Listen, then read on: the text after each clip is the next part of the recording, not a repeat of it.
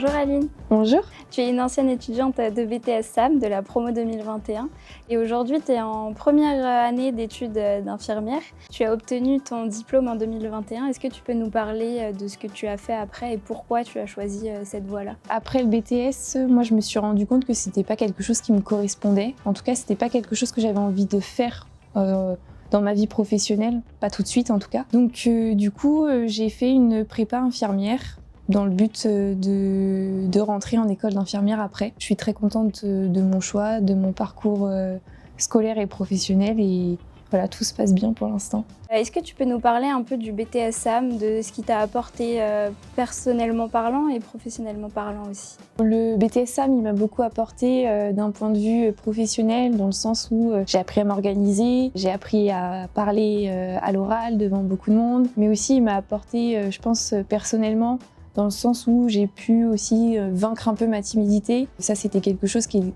pour moi était un problème avant et aujourd'hui plus du tout, en tout cas beaucoup moins. Le BTS SAM propose également plusieurs semaines de stage pendant les 2 ans. Est-ce que toi, des stages, c'est quelque chose qui t'a aidé aussi à être plus à l'aise professionnellement parlant et qui t'aide à trouver des emplois ou à t'épanouir plus dans le milieu professionnel?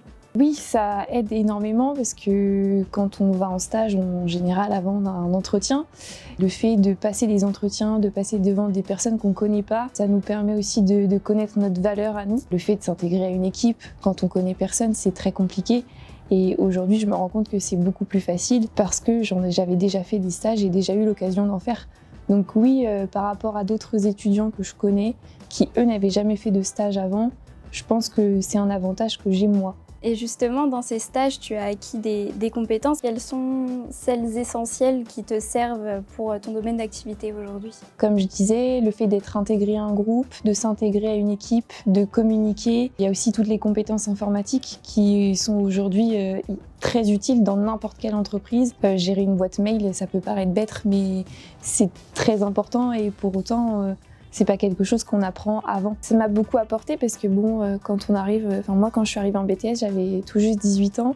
Ça m'a apporté en autonomie, en organisation. Moi j'ai trouvé ça hyper intéressant et puis ouais, ça permet d'avoir beaucoup de compétences organisationnelles. Et en tant qu'ancienne étudiante du BTS SAM, est-ce que tu as des conseils à donner à moi et à tous les étudiants qui sont actuellement en BTS SAM?